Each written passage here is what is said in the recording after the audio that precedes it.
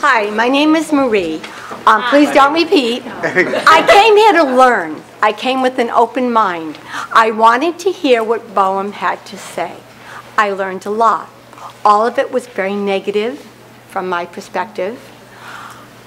I share the same sentiments that everybody here has spoken to in reference to how much we love Rhode Island and how important our bays and our sea are to us, okay? The concern is, where do we go from here? The gentleman that spoke about voting and how important it is in the midterms and again in 220. And it's really important that we don't leave here feeling that BOEM understands. Because I ask you, BOEM, what have you learned? What have you learned from all of our speaking up here? Has anyone learned anything about what Rhode Island is saying? I learned that the basis of this has to do with the Secretary of Interior and the fact that basically it's a subjective opinion that he forms to make a decision where he chooses to drill or not drill. And it's not weighted state to state or area to area equally. I was told by some people, well, speak to your government here in Rhode Island. Yeah, that's who you need to talk to. Well, yeah, no, it's not. I know where my government in Rhode Island stands, and they do not stand to go ahead and make something like this right. That's not who I need to speak to. I need to be sure that the Department of Interior and our administration hears us. They understand that, yes, we are unique. We are very unique. How do we make them know Rhode Island is unique? We can't just tell them Rhode Island is unique. We don't have the same benefits that Florida does for a lot of reasons that I won't say at this point in time, but we need to make Rhode Island unique. We need to do something. So what I ask is, where do we go from here? So let me answer. We have another half an hour. The BOEM staff are all here. I never went anywhere, and we'd be delighted to talk to anyone. We have about 20 staff. Why don't you speak to us? Well, yeah, I'd like to know what you learned from everything we said. What have you learned from what we What have you learned from what we've said? What can you take forward? What did we say that could possibly make a difference? That's what we need to know. Do you really want to listen? Yes, I do. So I'm Bill Brown. I'm the Chief Environmental Officer of BOEM. Nice to meet you. You speak up louder. I don't have a loud voice, so I hope you can hear me. We can do the people. What you said. You know, it is clear that there's a strong sense of most of the people that are here. Bill, I'm sorry, I said. Would you like us to repeat what you say, or would you rather just go for it? Well, if you can you hear me? Sure. No, don't read it. I'll try to be loud. Don't repeat it. I'll try to be loud. You know, no one could mistake the fact that most of those who come do not want oil and gas development off the coast. So, anywhere. This is the ocean state. Well, why would we want it? Yeah, well, whatever. You know, so one cannot miss that point. You should know, I think most of you know, BOEM is also the agency that's managing offshore wind. That's what we're probably known mostly for here. But so I hear you, and then the staff and I that are here are mostly with. We're gathering as much environmental information as we can. This initial proposal is, as you've noted, as broad as it can be. But there's really only one direction to go if it changes, and that's for a narrowing based on environmental review, and that's what we're here to do. We're going to go back and write a draft environmental impact statement. We hope that it'll be ready by the end of this year for more public comment, and we welcome anything you can say here that is related to the environment, and we'll have more. More the public comment. We'll probably have more meetings. Thank you. So I'm glad you're here. I do wish you'd given us more time to interact. But Why didn't you give us more time to interact with you? Why didn't you let us speak publicly with everyone here? That's feel your passion. Drilling is not negotiable. Yeah, I wouldn't want to try to negotiate your passion. But you should know that we at least did have 20 people with 4 hours, and we all, we've had a lot of these meetings, and we What kind of scientist in 2018 entertains a conversation about new offshore oil drilling? Yeah. If you're a scientist, what concentration of carbon dioxide in the atmosphere do you feel is safe? So if you're really asking me a question, it's number one, I think those scientists that have followed the climate change agreement and the scientists that have worked under it, and as you probably know, we still are party to the 1992 Framework Convention on Climate Change, and I think the science is clear. There's no reasonable doubt that greenhouse gas emissions generated by people are warming the land and the sea and the lower atmosphere. But the specific answer to your question is we're here because it's mandated by Congress. This is a 1978 statute that was put in place after the Arab oil embargo. Congress could change that statute if it wanted to, but it has not. We're all civil servants. No one here is a political appointee. So we have sworn an oath to implement the Constitution and laws of the United States. And we will do so as long as we're in these jobs. Well, I have a question, and this is a very serious question.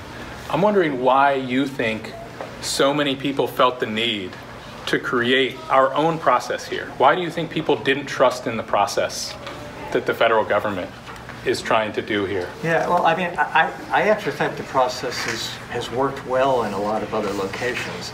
But I can't, I mean, you're expressing a deeper concern about the political process. And, you're citizens, we're all entitled to do that. But that's not why we're here. Why are you? We're here to get as much information as we can on environmental sensitivity, environmental impacts, and build that information into an environmental impact statement. And the purpose of that is to try to determine whether we should recommend our career staff the reduction of areas that are that might be open to leasing. And we recognize that you're smart people. Climate scientists. Well, climate scientist is. I have a doctorate in zoology. I studied seabirds, but I went to law school. I've worked for a number of environmental groups. I was at the Brookings Institute and I wrote on climate issues. I have a research staff that oversees about $30 million a year of research funding, and a lot of it goes to issues related to climate, like the permafrost warming up. We're very concerned about the right whale, for example. We're concerned about our black, brown, and indigenous communities that are sick and dying here in the south of Providence. We're concerned about our family in Boroughville, who are in opposition to that frack gas power plant. We're in opposition to the Rehoboth compression station. We're in opposition to the Blackstone River Valley pipelines that feed our Situate Reservoir, which provides potable drinking water to 60% of Rhode Islanders. This is a time for moving away from fossil fuel. The fossil fuel infrastructure projects that you propose. So we say no here in the Ocean State. So if it's a question, BOEM is doing what it can, as mandated by Congress, to develop offshore wind. We do have this program that was mandated. It's a good thing. I thought someone who was commenting noted that our mandate is the marine, coastal, and human environment. It's out of the statute we work under. So we do a lot of research, and we're very concerned about the impact of energy development and minerals on people. A lot of that focus has been on the Alaskan natives, and sort of there, and we're very interested in tribal, Are you and your staff against this plan? It's not. It's not our role. The Congress has told the Secretary of Interior to develop a program. It's If you've been reading the newspaper, you would note that the current administration gives priority to fossil fuels. That's not the job of this staff.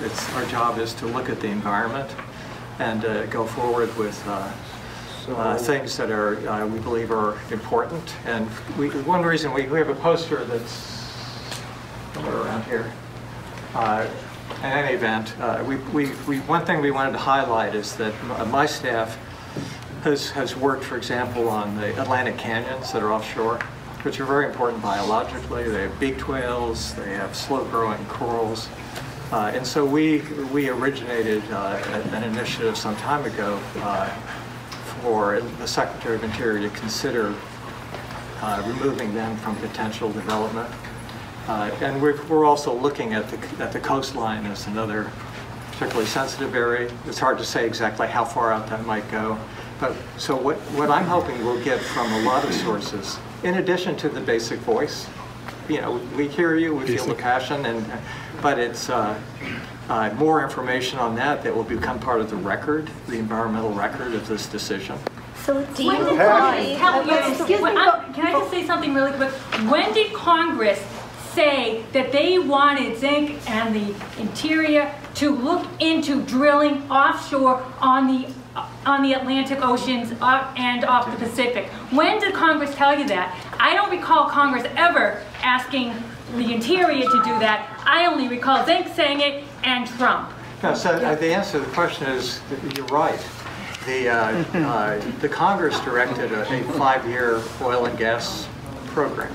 It was after the Arab oil embargo. The first program considered the Atlantic, and actually pretty much everything, as is the case now. And each administration has had its own take on that. And the current program in place does not have the Atlantic, but the current administration proposed it to be considered. Now, one thing I'm not sure. Let me just finish one point. Sure. It's been the history of these 5-year proposals that the first step, which is this, it's kind of hard to follow all this, but it's the draft proposed program, which is on the table now. They are historically, with every administration, including the last one, broader in the first instance, and then they tend to get winnowed. Exactly, and that was my point. If you're the current administration and Zinke and said drilling off the East Coast is an impossible situation, do you believe they'd even listen to you? You know, they will listen to us and to me to the extent that we present environmental science and information. They don't. But it sounds like from your. But that includes an analysis of climate, and we do go through the. But it sounds like from your experience, sir, what I'm hearing is that maybe our strength is in our marine life, not economy, not tourism.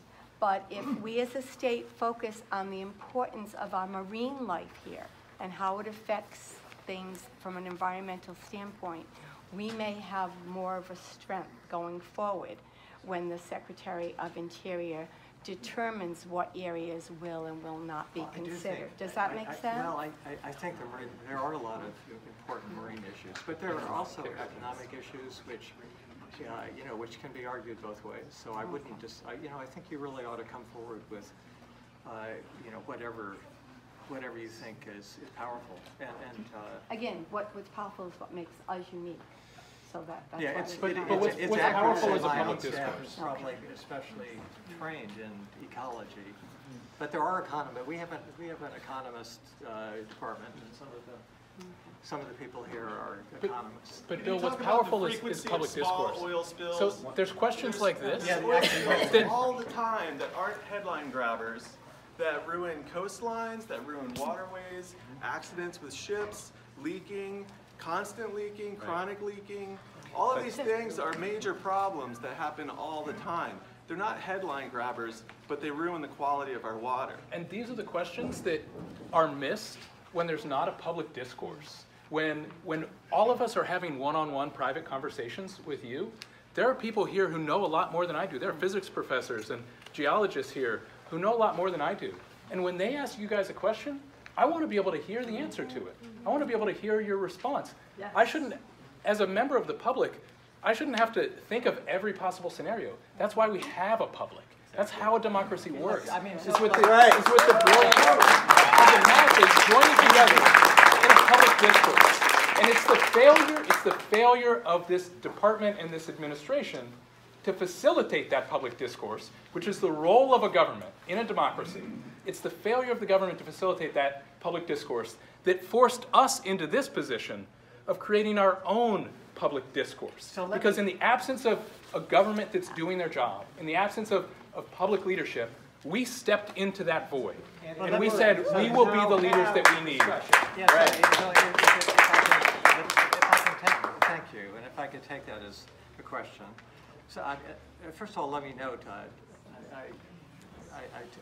I've told at least one reporter that if my mother was still alive, she'd probably be on the stool. and she lived in Morro Bay, California. So, I mean, I respect that. Respect your mother. I did the right thing. I've been trying to think about that because actually I believe the process that we've been using is a good one, although it doesn't capture your point, and we should think about that. But what it does capture is we have 20 people here or so.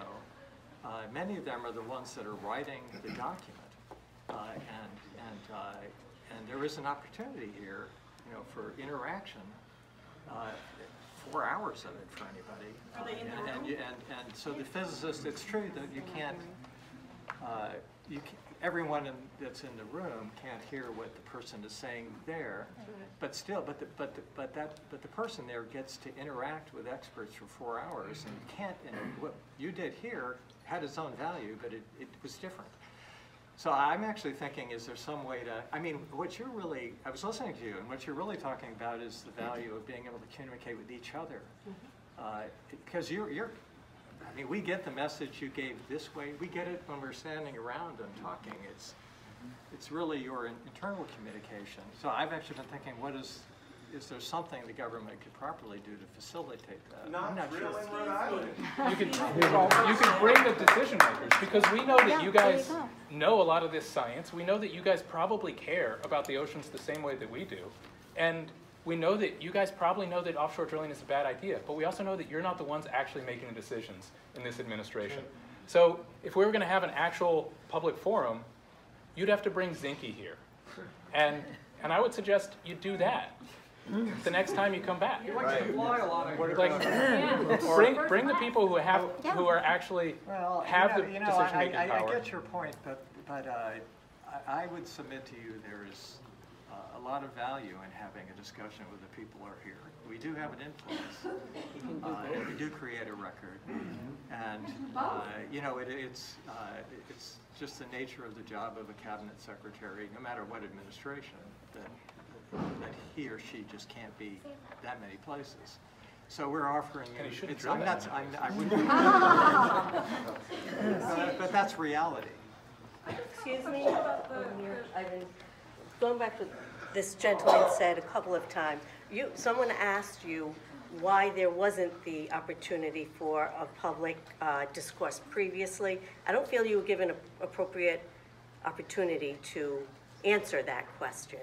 Yeah, so I guess I'd say no one that I'm working with is against having the formal public hearing. That is kind of old-fashioned in some ways, although it has this value. We've done it before,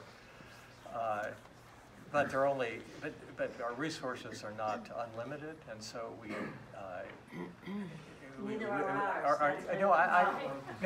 I do appreciate that, but we came up with this approach thinking it was the best way to communicate, to listen to, and have some feedback, and listen to people, and have the folks that are actually doing the document listen, rather than having the officials sit there at the desk and you just hear certain brief statements. So it's been our view that's a good way to go. But it's not necessarily the exclusion of doing other ways. Well, why don't you do like a hybrid model? Have these people set up for a few hours, people can interact one-on-one, and then do 2.5 hours of questions and answers. Well, you know, I'm actually really enjoying this. You know, I'm wondering if that's maybe It's what something we that, wanted. What you're doing is exactly what we wanted. It wasn't the yelling and screaming. We did that because it was the only way to get your attention to help us do what we really want to do. I think what we would like to hear is maybe each one of your groups make a presentation so you know where where you're coming from, so that we can respond to that. You know, well, would you like 2 minutes? I would say that for me, there's no process that you could do at this point that's going to restore my faith in your government. Well, like you know, what's the input that you're looking for to prevent you know, this it's from not happening? my government, it's our government. Yeah, what was it? I think we're reforming our But it's, you know, I'm not here for that. You know, everyone here has to decide if they have faith in their government. But we're here for this purpose. But wait, hang on, if you would like, I mean, we can keep. I'd love to just keep talking. I like to talk. It's fine. But if you want, I could have everyone just for a minute, maybe just say what they would. Would you like that? Yeah. Yes. So Sam, why don't we just go around? I wanted to say something. Yes, I wanted to say something about My interacting. name is Sam McGill. I'm a facilitator and a contractor to the Bureau of Ocean Energy Management.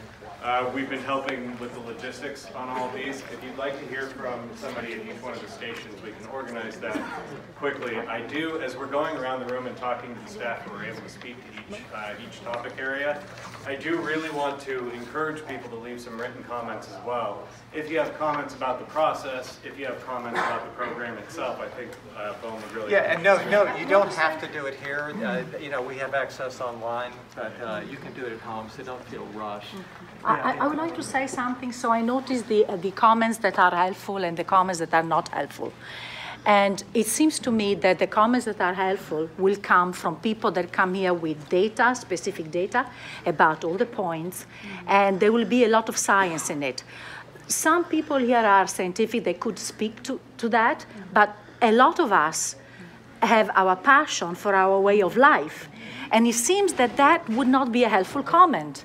So what you're doing is very difficult, so because I'm reading that. I took a picture. Let me help you on that one, because I think we need to be careful to recognize that not everybody is a scientist. It is helpful to have that because it builds more into the document. But I think you know, simple statements that are passionately made are valuable. They're valuable to me. I listen to them. But that's not what the guide says. It says, don't speak with passion, you know, be specific about data and numbers and outcomes. And consider it a way to try to make the comment more effective. They've never listened to data. They've never listened to science.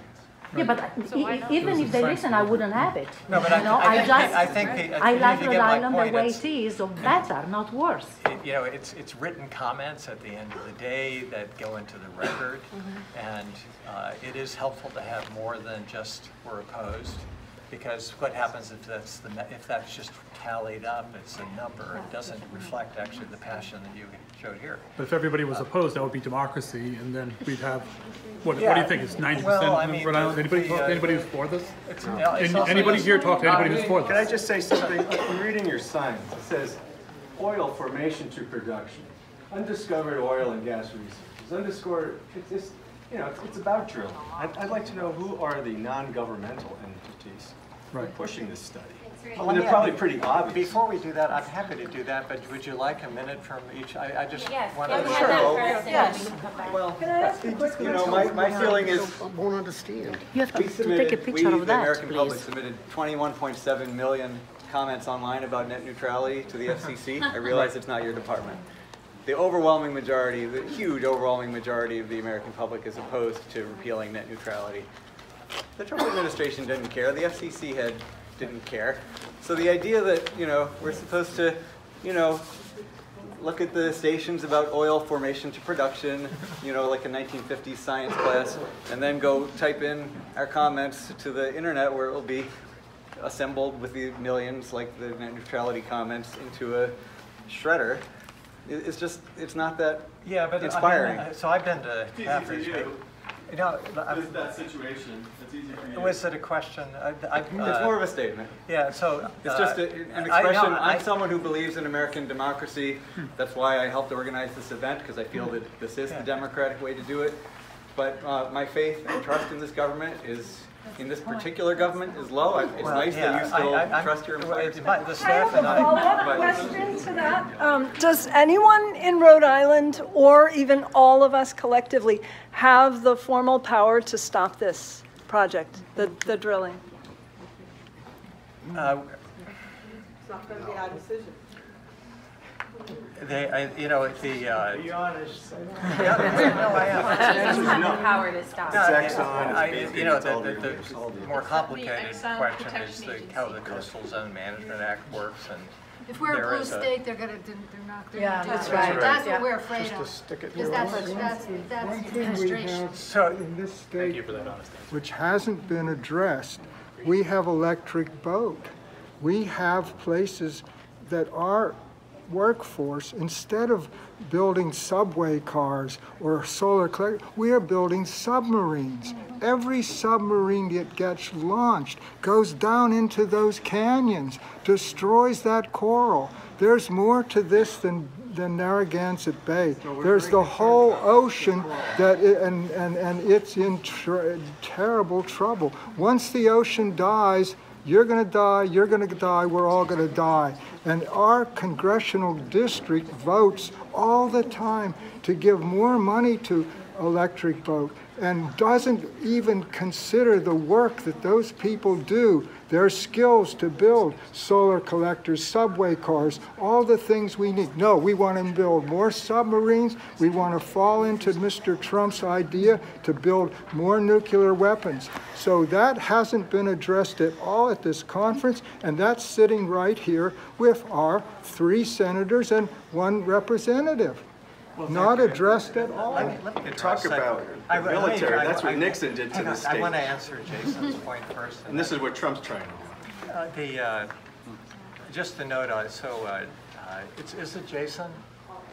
Justin, yes. So, Still here. I'm not afraid of you guys. I like you guys. I'm happy to have this conversation. You don't have to be civil. Be real. So, we've tried to prepare these documents just to make them as informative as we can to facilitate dialogue, but it's not, it's not designed to stifle people. But the drilling is not negotiable. Well, it's nobody here wants it. Nobody wants it. We want you to That is why we're here. Legislation does not want it. It's over. Like, You're not we're going to drill in the ocean scientifically state. convince you not to do this. The science That's what we're supposed to do here. It's been 30 years since James give you Hansen some testified data to points Congress. that would prevent Nothing you has from been doing done. this? something that you don't have Yeah, already. so, What do we have that you don't in that case? So, I'm glad you'll say whatever you believe. You should say that.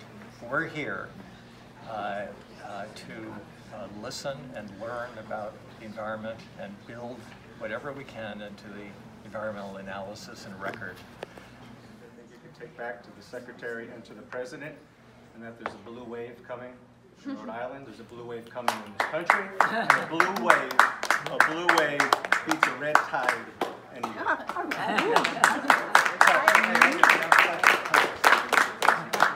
I would like to know from each of you who is here, who has either made up his or her mind that what BOEM is wanting to do is a good idea, or has already made up his or her mind that it's a really bad idea. I mean, are people who coming to us saying we've already made up our mind, so screw you, or not? Thank you for the question. BOEM is not advocating drilling. It's not advocating not drilling. We do report to the Secretary of the Interior, whoever that person is. And the Secretary makes the decision on proposals and the program. I know the staff that are here. No one has made up their mind. But what I made up my mind to do is to gather as much information that relates to the potential environmental impacts, things you might do to mitigate it, and make sure it's part of the document, part of the record. I'm prepared to push myself as far as I can within the department to make that case. When you return to the Department of Interior, you tell them that one day we had 43 degrees here in Rhode Island, and it was 43 degrees at the North Pole. So you tell them that. You guys are all... You're watching Fox News. How do you mitigate oil spill off the Rhode Island Sound? How do you mitigate that? Yeah, how's mitigation? How do you stop it when you have an EPA that doesn't care about our environment, that all they care about are the oil companies? How do you mitigate that? Yeah, you know, you can mitigate, you just maybe won't do it, you can't do it completely. Bingo. Let me ask you a question, because I'm happy to... On this piece of paper right in front of you, the white piece of paper there? Can I ask a question about being a government whistleblower? Procedurally, if you want to have the staff, maybe you don't want to, I'll respect There's a woman there who wants a question. May I ask just a really The question is losing time for you. We want to hear more from other I members would of the love public. to ask a really general, basic question. I actually, when I just heard about this, I was actually dumbfounded that drilling's even being considered, knowing what we know about renewable, what we know about the harmful effects, and knowing how fragile a system we have with the earth. I can't understand why at this point in time, in 2018, this is even being considered. None of us I really was dumbfounded. It's already an energy producer too. What the options are, what the future is. We know how archaic this is. We know how fraught with peril it is for the environment and everything. I just don't understand. Having the resources that you do and employing people to go forward with renewable energy, why is this even being considered? I just don't understand. I can tell you, let me just make 2 points. One of them is that every coast of the United States matters. This coast is really important, and you can describe many things, but you can do the same thing off California and the Gulf. Yeah, we're opposed to that too. I understand. So if you'll acknowledge that every place matters, we're here because Congress, we're here to develop a 5-year oil and gas plan because that's what Congress is. That's not going to happen. We're opposed to that. Now, it was noted by someone that as in the earlier dialogue, that mandate doesn't specify where the Secretary will necessarily do it, but it does specify that there be a plan, and every administration, including the previous one, had an offshore oil and gas leasing program. The current leasing that you probably read about in the Gulf was approved under the previous administration. So I hear your point. I think it's legitimate. It is legitimate to sort of air the stuff. But you're proposing environmental genocide. Well, what I'm saying is the Congress of the United States has a policy that mandates this program. But why can't, under that policy, why can't you assign one person to say does it make sense to drill all the oil on all of our coasts? And that one person who's a smart scientist can say, well, no, done. And the other 19 smart people that you have in the room from your staff can put their minds to work developing offshore wind and the things that we actually need to meet our energy future. But that's, we are bought and paid for democracy. Where the ultimate decision makers on executive branch issues respond to elected politicians. And so the answer to your question is there's no major decision on any policy in the United States that's delegated to a scientist who is not sort of politically representative. So that seems to contradict what you said before, that that the voice of you as a group of scientists matters in that Oh, process. It seems like what you just said was that the people who make decisions just respond. No, I wasn't saying that. What I was saying was it's the way the United States government has always worked that basic decisions are by individuals who are sort of politically responsible to usually the president. It can be others. Your voice does matter. This is as I said, every administration has typically had a broader initial proposal. I'm not the decision maker on the next round. It is the Secretary of Interior. But I'm certain he is listening both to the political level of response and they will listen. I'd like to make one. And our staff will have some personal remark, which for me, helping to organize this event was a little outside my comfort zone, but I feel that it's important to step up because we are facing a crisis. It's a scientific fact that we're facing a crisis. And what I would like to ask of the scientists, the economists, the people who are smart and clued into what's going on here, that you also step outside of your comfort zone, that you don't exactly follow the process. It might cause you some risk, just like we took some risk coming here to do what we did today. But taking on some risk is an appropriate response when you're facing a calamity that actually affects the future of human life and all life on Earth. Well, let me respond respond to that, which is I have my own prime mandate for these meetings. Maybe I'll call it Starship BOEM in Providence, but it is respect science and speak the truth.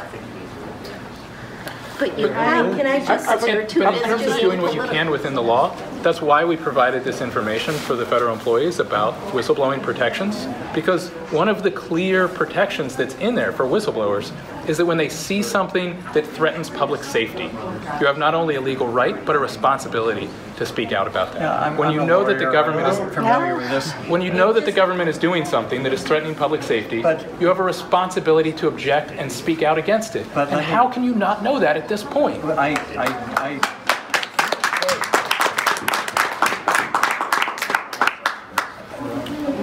It's the job of a committed public servant to recognize the authority of our democracy.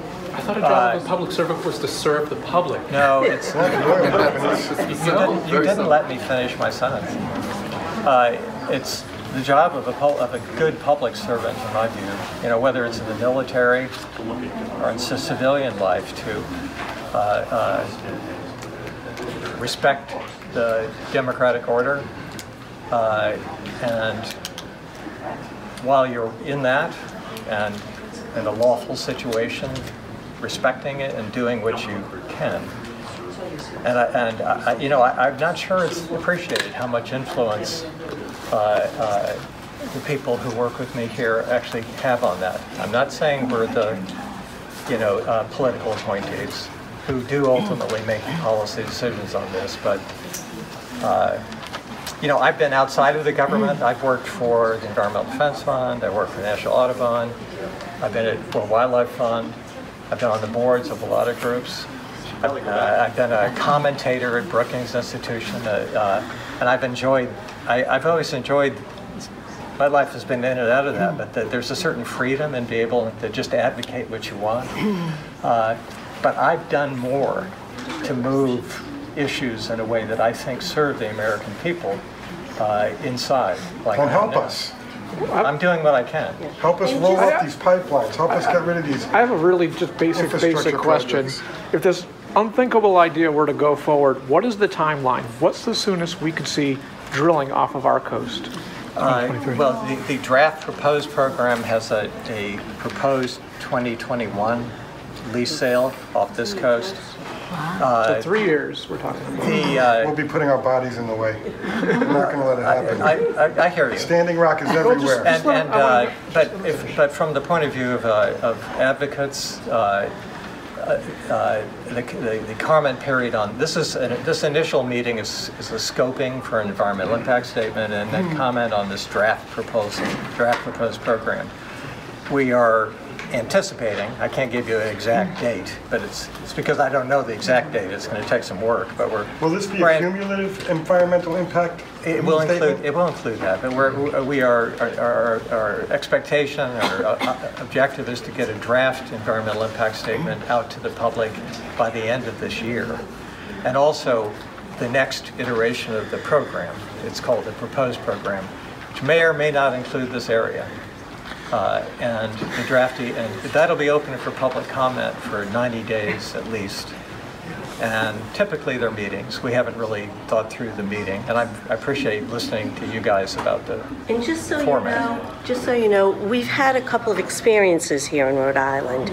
Quite some time ago, maybe the early 90s, there was a barge that went ashore in Narragansett. I had one of those newfangled gas grills, and I felt like, I mustn't be connecting it correctly. And what it was the oil from the barge. I live a mile inland. I could smell it at my home. You know, oh my, and the military helicopters started flying over. That's when I knew something was wrong. So there was that, I think, in the early 90s. In the mid-90s, the Cape North Cape, there was a 97 went ashore down Moonstone Beach. A lot of oil. I think it was over 200 miles of fishing grounds were closed.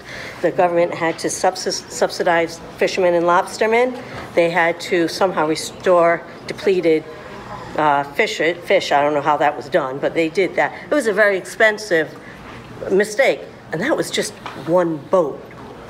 You know, so, you know, those of us who remember that and remember how awful it was for both the economy, the environment, the idea of having oil drilling, as opposed to a single boat that can only carry so much oil, it's a very scary thing.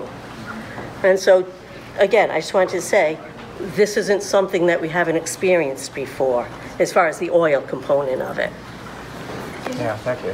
I have a question about catastrophic oil spills. Knowing that BP produced 3.19 million barrels and Exxon Valdez with 260,000, I kind of read through the proposed program analysis and methodology. I'm just wondering, why did you only choose to study the impacts of spills under 100,000 barrels, knowing what BP did to that region and knowing what Exxon Valdez did to that region? Actually, one of our scientists here works on, it's not 100,000, it's the spills over 1,000 barrels is what's often used. It's hard to track the others. No. Why? Just too big an area it's covering? Yeah, it's... so when the spill gets too big, you don't study the impact? Is that what you're saying? He said she's right. What? He said she's right. I'm sorry, what? He said that she is right. We model spills 100,000 and less. We do because the models, once you get out to that big and that extrapolate that far, we do a separate analysis for catastrophic spills. But the modeling of spills in our models is, yes, 100,000 and less. So where is that? Catastrophic spills. Yeah, where is that located though? Because I didn't see that when I was reading through it. There's a separate paper. So I have to go to a separate paper to find out those impacts? Is that what you're saying? Okay. Or the I can't find out the information. It's in a separate little document. So how am I supposed to find that? It's on the website. Walter, the oil I went on the website. analysis, though, is 1,000 barrels, right? Excuse me, the lease sale analysis is done for spills of 1,000 barrels and greater, including very large. Why is that not included in the proposal? That's concerning. I just looked up that one that I was talking about off of Matunic, and it says an estimated 851,928,000 gallons of home heating oil was spilled in Block Island Sound. So let's, you know, I appreciate the way you're diving in. Give me your card, and I'll make sure we, you know, get back and forth with you. I'd be happy to try to pin that down. Like every other thing was, okay, yeah, it's in that paper. Oh, you probably picked up on something I may have missed. We will get back. We'll email back and forth with you and help figure it out. And when you're going through the program proposal, maybe include all the information in that one proposal so everyone can read it and not have 5 different papers that we have to read. especially for people totally, who we are new to one thing this. we're doing on the EIS is we're gonna limit the basic EIS to 300 pages. And in the past, they've been 1,000. And so I mean, if you're saying the EISs don't communicate that well, you're speaking to someone who agrees. I'm not, I'm saying they're all contained in the same Yeah, and we want to do more graphics. Well, it'll be, I mean, the idea is that all the stuff that really matters is in those 300 pages. We want to communicate. Apparently the hotel that wants to. Yeah, I apologize. If staff and members of the public are willing to continue asking questions, the hotel just needs to start breaking down their equipment. But Bill, if you're okay sticking around. Yeah, I think for. So I just want to give people a heads up. They'll be Actually, I'll stay here as long as you guys do. But unless you want my staff to talk, I don't know. Do you want them to? Do you want to go home, or do you want to have them say something? We're advocating why we don't want it. It'd be nice to hear why you guys actually do want it and the reasons behind it. Do want what? I think they do. The reasons of why you want this. I don't think they are do. advocating for it. I think the question is more like, why do you feel like you can't step out of your assigned roles when there's such an urgent crisis facing the world? You know, why is it always our responsibility as citizen activists to step outside of our roles and create scenarios like this and put ourselves at legal risk? I mean, I don't know if you know who I am. Tim DeChristopher. I'm the guy that when the Bush administration at the very end of their administration tried to auction off land around Arches and Canyonlands National Park with a huge lease sale, I was the guy that disrupted it. And I went to prison for 2 years for doing that. And I don't regret it. But I think that people who are in positions of power have an equal responsibility to be taking some of the risks. It shouldn't always fall on us as citizens. You guys know what's going on. And you have the same responsibility regardless of what Congress says. Listen to what Nuremberg says. You have a responsibility when you know that you're being asked to commit crimes against humanity that have drastic impacts on everyone alive, everyone that will be alive, Tim, if I may, the question. to speak out against that. Yeah, well, Screw what the law says right now. Look, There is a higher law to follow. And we shouldn't always be the only ones who are stepping up and risking our lives to follow that. Tim, I appreciate your passion, and we all have a certain moral compass we have to follow. But if you're telling a public servant not to follow the mandate of the Congress, ultimately our Constitution, you're telling us to do something we deeply don't agree with. And if people, you have to make a choice. It's the job. And look at where the job has gotten us at this point. How can you claim that that system is working? So look, in terms of, I'm happy to stay here. I don't know that you really want to hear the staff take a minute each.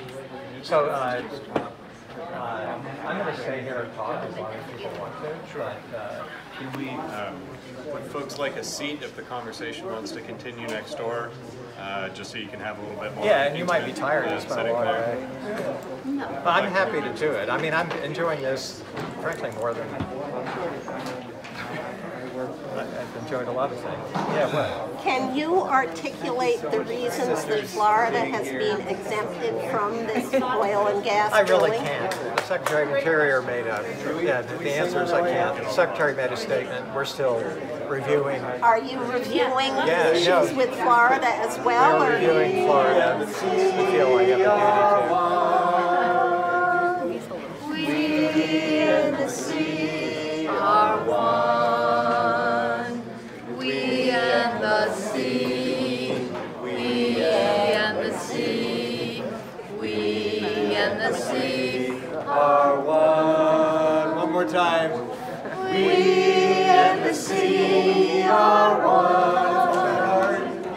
We and the sea are one. We and the sea. Tapes. We and the sea. Yeah, I'll have to check. That's what I was saying. Well, you know, we did them all. Of course. Can you